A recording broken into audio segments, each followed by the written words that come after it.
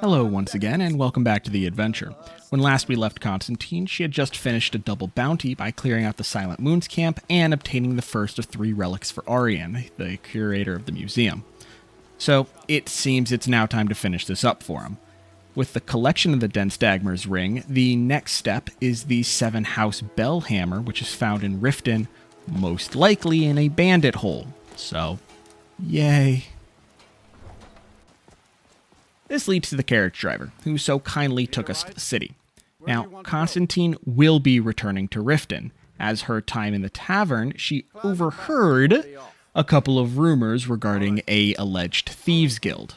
Now, hopefully these are the type that actually allow new recruits and aren't just, you gotta be us to join us. You know, it's imperative she learns any skill she can because she's gotta become better. She will become the best. Having just arrived in the Rift, we knew the general location for the Bellhammer. Though, while we were making our way down the road, we were approached by a few misguided pincushions, assuming they were going to take our lunch money. So, with that problem quickly rectified, in a civil manner of course, Constantine continues to push forward. Searching for a bit longer, Constantine was able to find the bandit hideout. Admittedly, it's also pretty easy to find when you're suddenly and rudely assaulted by wayward souls looking for a quick buck. Dispatching them was not too terribly difficult though, but they were only the appetizer. The main course was yet to come. Making our way into Broken Helm Grotto, Constantine's sneak ability had improved since the last time she tried something like this. While going back and forth, she was able to unceremoniously dispatch all but one of the bandits. It reminded her of her first kill, the way they would just slump over from the arrow hitting their head, or back, or knee. It really didn't matter. Of course, this still left the issue of the big fella, the bandit chief wearing that signature steel armor they all seem to have on. Honestly, thank goodness these bandits are just dumber than a box of rocks, and with some careful movement and a moderately okay aim, the chief was finally able to be put out of his misery. Humanely. It was getting late, and there was perfectly good, and currently unowned, sleeping bags available, so Constantine decided to pop a squat. So, yeah, there were dead bodies in the caves, but it was only for a few hours, and she's definitely stayed in worse places. Honestly, at least this cave had a sleeping bag. Upon waking up and having a quick breakfast, she had noticed a chain on the wall prior. A quick pull, and a secret chamber opened. This is where things got a little interesting. The chamber did have the hammer that Arian was looking for, but more importantly, there was a dead man. Constantine is no stranger to death, obviously, but she is against the idea of torture for the sake of torture. This man looked like a peasant farmer just trying to go about his life. Most likely, he had a family. She should try to find them and report his death, though how she'll know who and what family he belongs to? We're unsure, she'll just have to figure it out. The sight pissed Constantine off. The concept of torture to her was unnecessary in the art of death. It needlessly prolonged the suffering for the outcome to simply be the same, especially for bandits who probably just enjoyed it for the sake of it. She had avenged the man's death, but that just wasn't enough for her. No. She wanted to make a statement in case any other bandit moved in. She desecrated the bodies with fire, burning them to cinders, leaving nothing but burnt husks as a grim warning to any who inevitably would fill this hole again.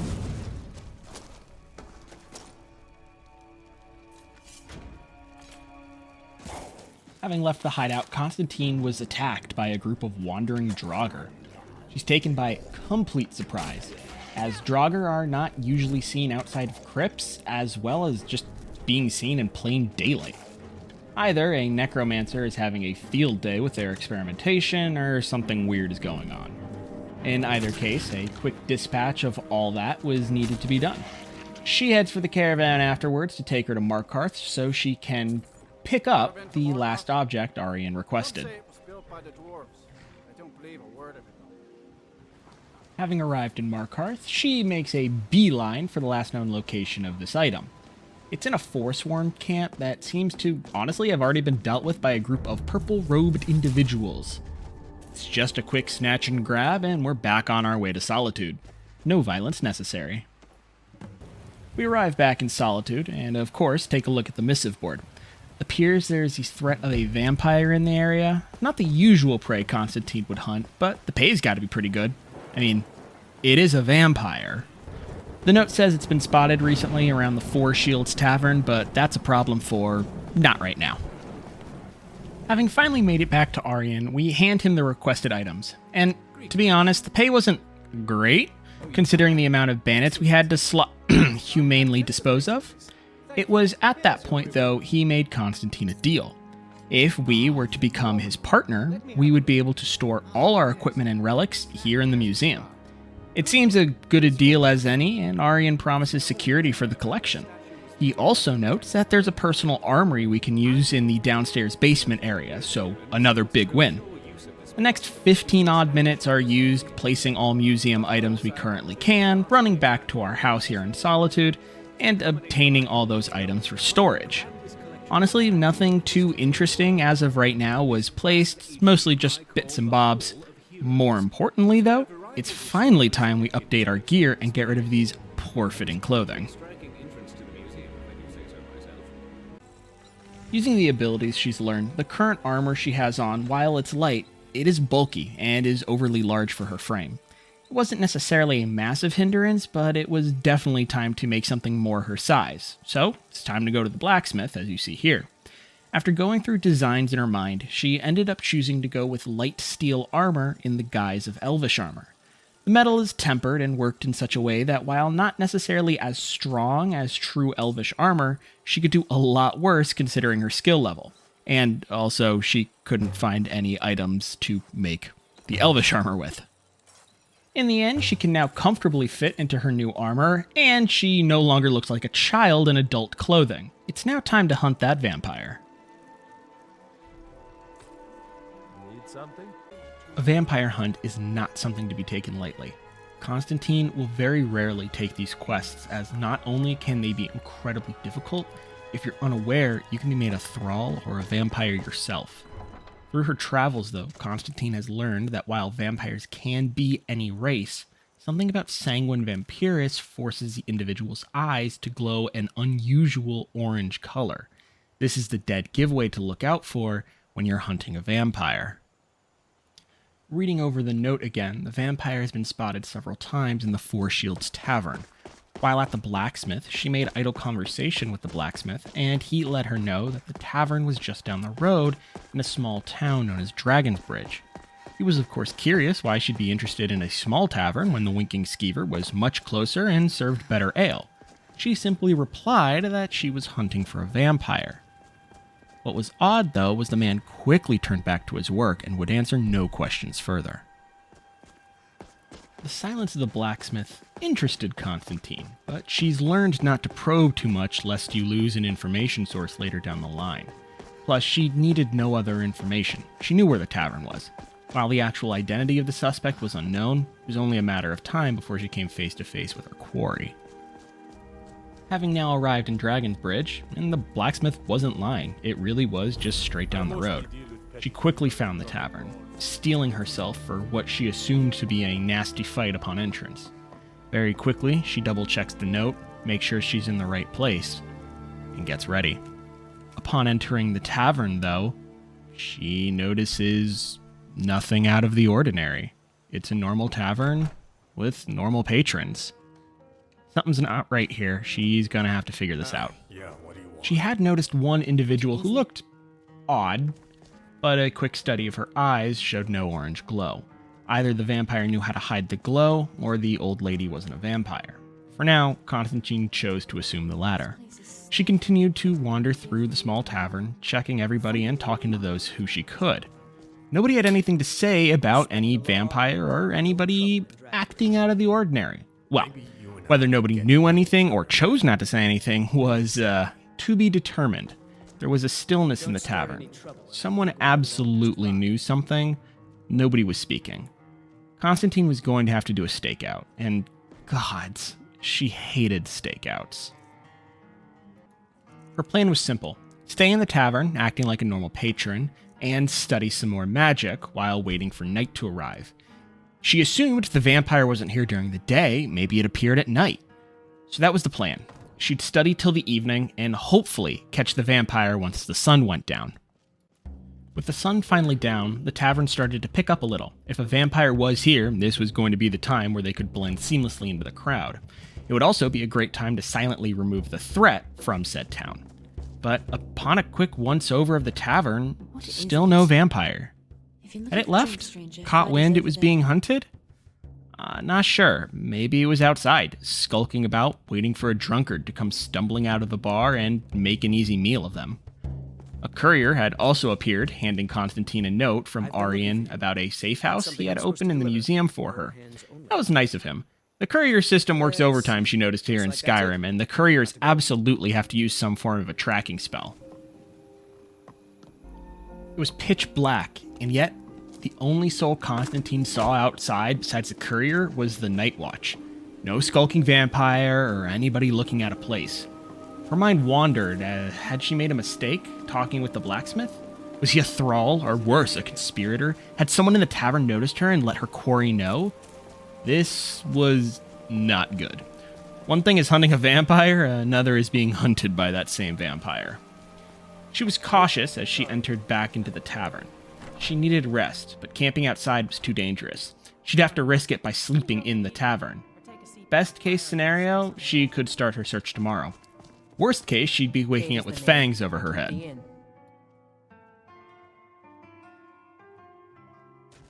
Sure thing. It's yours for a day. I'll show you to your room. Right this way. Constantine fell asleep for hours, recuperating her strength. When she woke up, the same patrons were there. Something was out of place, though. Suddenly, a sound was heard like an ice spell being shot. There was no ice marks anywhere, and nobody in the tavern seemed bothered by it. Had she misheard something? Unsure. That's when she saw her. Someone she hadn't seen before. And her eyes. That unnatural orange. Yes, I haven't got all day. You've been working hard lately. She quickly exited the room. She'd made contact with the quarry. Vampires are cunning creatures. She looked dead at Constantine. Did she know? Had she woken up an hour later, would she have been the next victim? Why was nobody else seemingly concerned? Constantine was unnerved at the normalcy of everything. It's okay. She asked the tavern owner for food and water. She was hungry, of course, and she wanted to keep an eye on the vampire. After eating, Constantine just kept watching the vampire. It wasn't doing anything. It almost looked relaxed, like it knew it was safe, or was just trying to live its life. In a fit of stupidity, maybe, Constantine approached to make small talk. The vampire did not attack, but when she made mention about the paleness of her skin, the vampire seemed to smile devilishly and agreed, but said nothing more. The vampire seemed so normal. It made no difference. Constantine had a contract to fulfill. The vampire had to die. The question was how. There were so many witnesses in the tavern, she couldn't just kill in cold blood. Unless... could she? It was, of course, just a vampire. An undead. People probably wouldn't care. So that's what she did. Hid in a corner, pulled the arrow back, and let it fly. The arrow found its mark quickly, and yet nobody in the tavern made any move towards her. They had to have seen her, no matter what. Right? Maybe they just didn't care. A quick rifle through the inventory proved it was a vampire, and to make sure she was well and truly gone, the body was burned. Contract complete.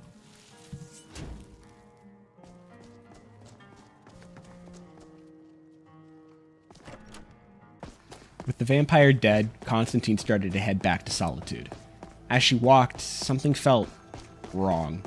The people in the tavern and their behavior bothered her.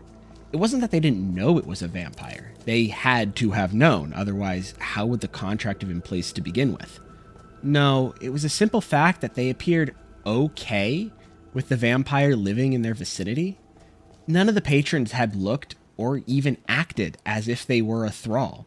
Otherwise, she would have been attacked on sight. But if they were okay with it, they also seem unbothered by its death. This reminded Constantine about the court wizard in Solitude, whose eyes matched that same orange glow. Was Solitude a secret haven for vampires under the watch of the court wizard? Did the Jarl even know? Or were the vampires becoming more civilized? Are vampires learning to control their bloodlust to work and live in non-vampire society? There were too many questions circling Constantine's head, and if she was being honest with herself, she'd appreciate it if they left her alone. She had a contract for the vampire, and the contract was now completed. That was it. That was her job. She needed a change of pace, and remembered the good-looking huntress Ayla tell her about the companions. It may be time for her to join up with her first faction and see what the companions are able to teach her. It's almost getting downright hot now. Arriving in Whiterun in the evening, she hoped the companions would still be up. She'd never actually joined a full-fledged warrior guild before, so this would be the first. The concern melted away about them being awake when she entered Jorvaskr for the first time and saw two of the companions beating the snot out of each other. She quickly got bored and followed the stairs down to find the head of the companions, Kodlak.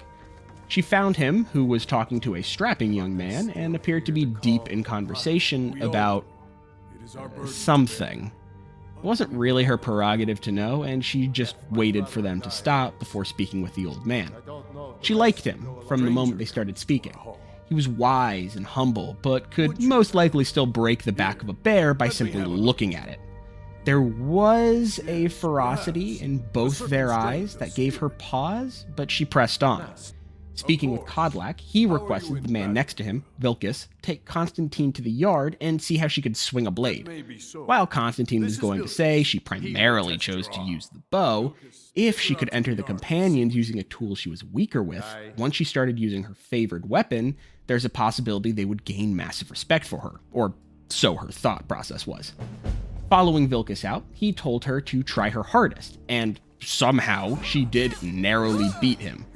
Though whether he let her or not is, we're unsure. Also unsure about Constantine's character, but he followed Kodlak's request. Vilkas stated that we are now a whelp in the companions and to take a sword to their local blacksmith for sharpening. Constantine sort of thought to herself, what sort of warrior doesn't know how to sharpen their own blade? Finding the blacksmith, Jorland, he also appears to be a wiser older man.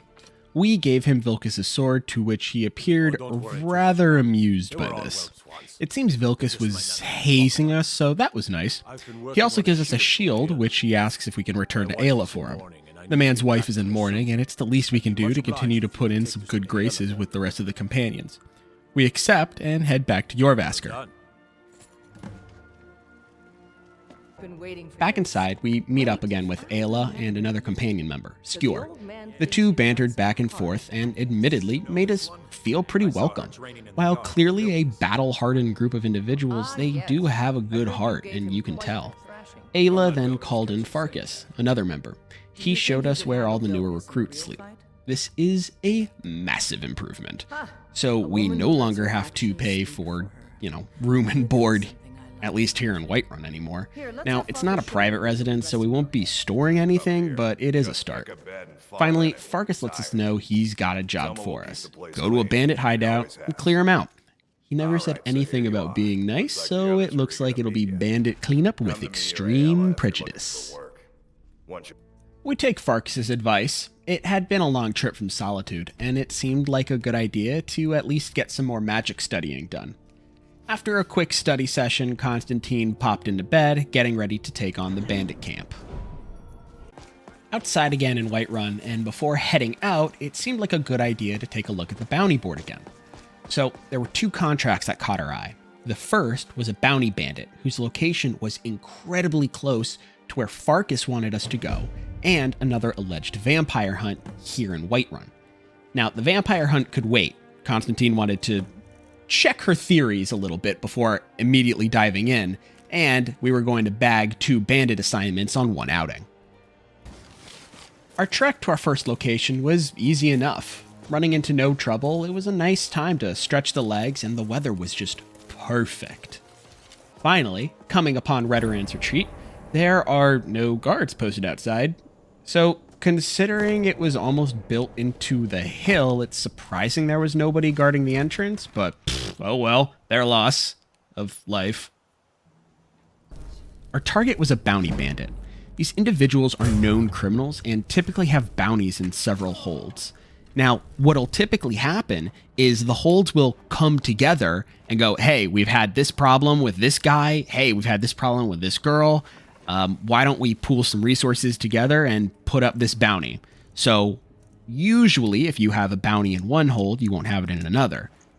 Some folks, they're a little worse. So they get to become these bounty bandits. They gain these reputations for all sorts of malice, and it's up to the mercenaries to take them out. Now, holds could, of course, have their guards go and try and clear them out, but, I mean, they're bounty bandits for a reason. They're dangerous. And look, we're not going to hate on hold guards, but sometimes their training is lacking. So why not just pay somebody? And speaking of which, that payout is usually pretty good. And while the holds prefer to get the bandit alive so that they can execute them, they're not against the mercenary just doing it for them. They were going to kill him anyways, so. While Constantine has no issue with taking the bandit alive, in reality, to her at least, killing them is just much more pragmatic. Not because she saves the headsman some time, but taking a bandit alive requires her to at least keep them close at all times. She has to stop what she's doing, take them back to the hold. There's sometimes paperwork she wouldn't know. She's never taken them alive before. And if we're being honest, a dead one, all she needs to do is take the head and just loop it to her belt and she can continue. She'll get the same amount of money. After putting a quick end to the bounty, she just had to finish with the bandit chief. Definitely a nuisance, one she would prefer to be without so she can claim the necessary proof, but, you know, man's gotta meet his makers. Some agile footwork, a few arrows, and a sword does the trick, and he goes down. Constantine looks around at her work with approval. Now all that was left was to claim the proof of the bounty. This part's never fun, but it's a necessary one. Otherwise, you could just say the bandit is dead and lie, and then you could take a bribe from the bandit and then lie. So, she's a professional. She would never. Unless the pay was good enough. She did always wonder what the contracts did with the heads once she would give it to them. Her current running theory is they're simply thrown into a mass head grave, but at this point it's not her problem, and she doesn't actually want to know. One bounty down. It's now time to clean up the den Farkas wanted dealt with. It was truly only a quick sprint from Redoran's retreat. This does beg the question if the two groups were working together. Considering they hadn't already just killed each other, it was safe to assume that they were at least cordial with each other. Now, Constantine's no stranger to violence, obviously, but the thing that makes bandit groups so easy to pick off is the fact that they cannibalize each other. They don't work together. If bandit groups in Skyrim started working together, well, it's just not an ideal situation for anyone.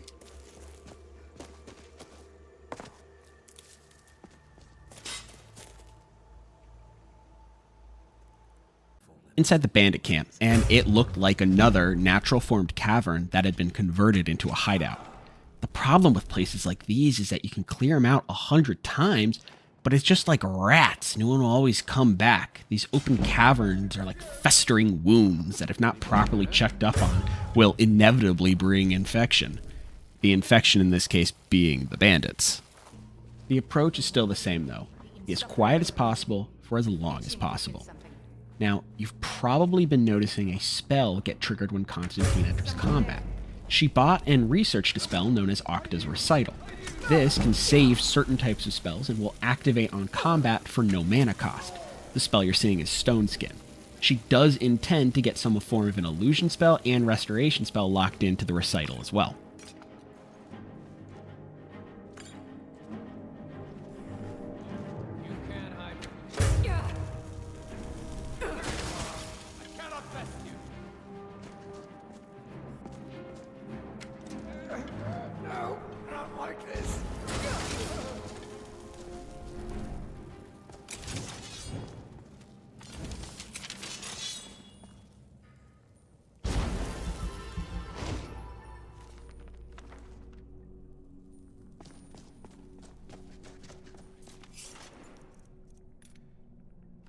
Having cleared out the last bandit, Constantine assumed she had finished the task, but noticed no chief.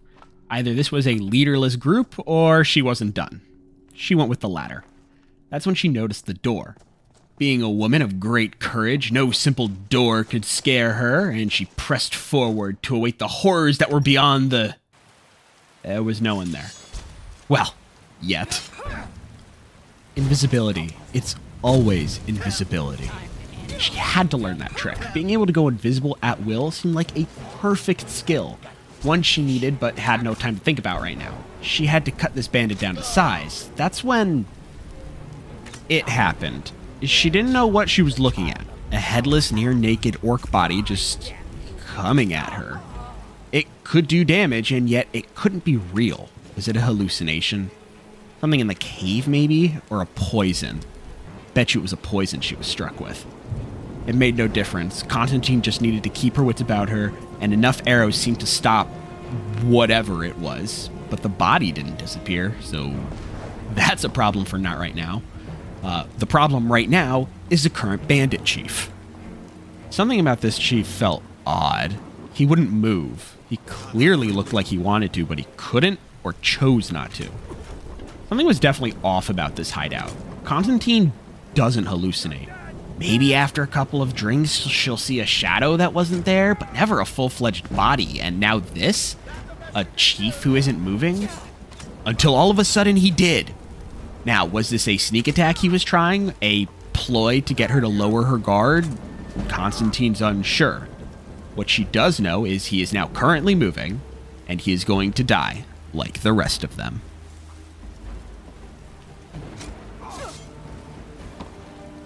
He begged for his life, but Constantine was done with this place. She wanted out. The hallucination frightened her so much, and she just wanted to leave. She ignored the man's pleas and put an arrow in him, quickly looting the place because money is money, and then bolted back to Whiterun. It was raining by the time she left. What a day it had been, and it started out so well, with a quick and easy bounty kill. What was that body she saw floating at her? Was she going insane? No, she reminded herself. Think rationally, think rationally.